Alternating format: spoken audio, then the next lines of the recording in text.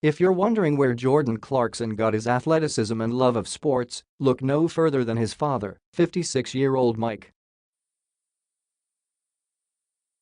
Mike Clarkson, who flew into town Saturday morning in time to watch his son be flag bearer of the Philippine contingent in the opening ceremonies of the 18th Asian Games, has been involved in sports for over 30 years either as an athlete or a coach.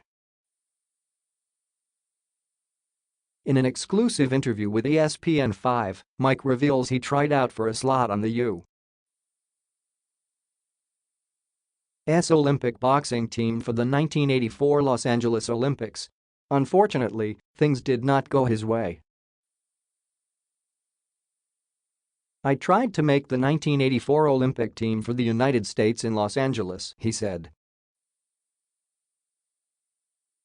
"You just have one bad day and things just don't work out." Competing in the welterweight division, Clarkson got eliminated early. "I was ranked 17th in the country. I had a bad couple of moments and it cost me early in the preliminaries. I tried, I did my best. But in a sport like boxing, you can have one bad day and that's it. All those years of training will go down the drain." He thought about turning professional, but ultimately decided against it. "I had broken my hand so many times that I just said it's not worth it. I'd rather keep my faculties and remain mentally sharp."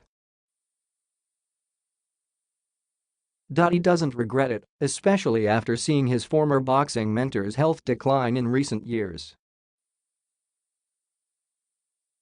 "Roger Mayweather is a very good friend of mine," he revealed. "I knew Floyd since he was little. Roger helped me when I was a top amateur in the state of Nevada. He helped sharpen my tools and become better as an amateur. Now when I had the chance to visit Roger recently, in the last 2 years, he's really doing bad.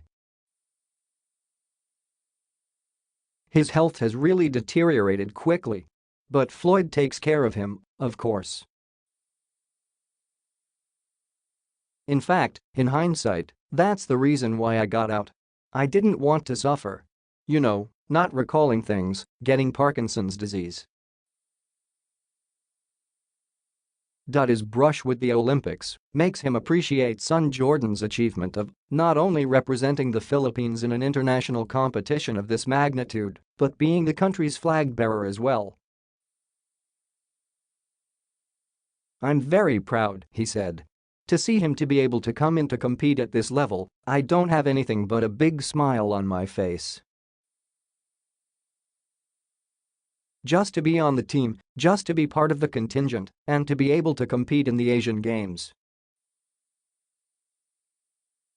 And then you talk about being bestowed the honor of being the flag bearer.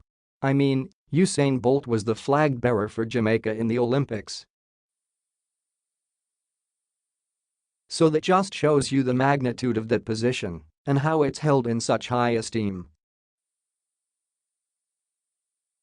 So now, with Jordan being able to do it, I'll sit like everyone watching and just be proud of him. It's once in a lifetime. You may forget about a basketball game, but you'll never forget about being a flag bearer."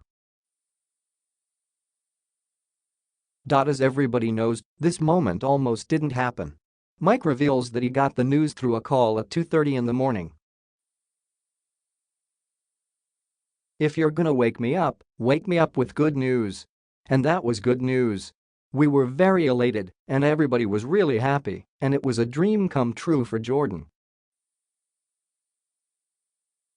He's always wanted to don the colors of Heelers, and now he has the opportunity. As an athlete, Jordan's always excelled in a lot of sports he participated in. And now you're talking about participating in the Asian Games and carrying the weight of a whole country. Their expectations are very high. I always taught him, no one's expectations should exceed the expectations you have of yourself. You can't disappoint yourself If you meet your own expectations. The proud dad shared that Jordan, who was named after who else, the NBA legend, because I admired Michael's work ethic, actually picked up basketball at the rather late age of 14.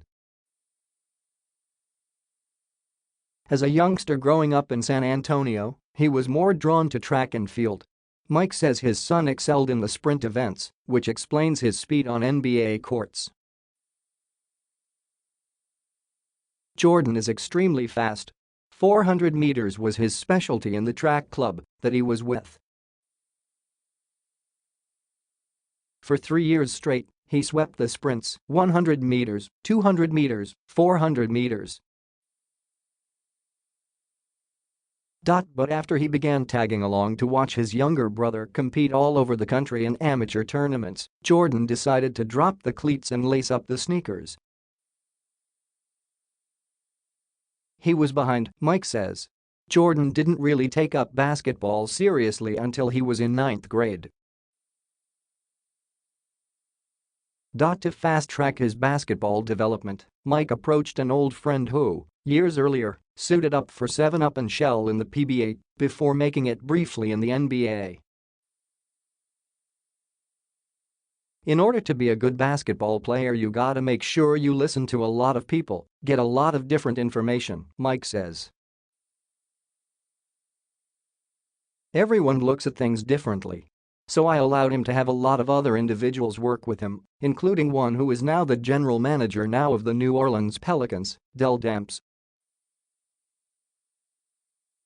Demps was then the director of pro player development for the San Antonio Spurs, and sometimes he brought young Jordan into the practice facility, where as a white-eyed kid he got to meet Tim Duncan, Tony Parker and the rest of the team.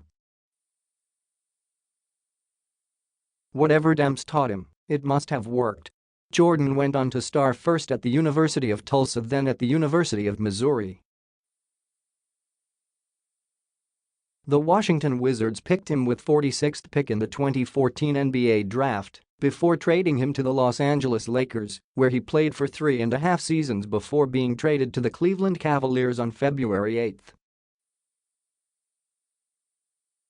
Now Jordan will make his debut in a Philippines uniform on August 21 against powerhouse China, and Mike will be in the stands to witness what he calls a journey that was 4 years in the making.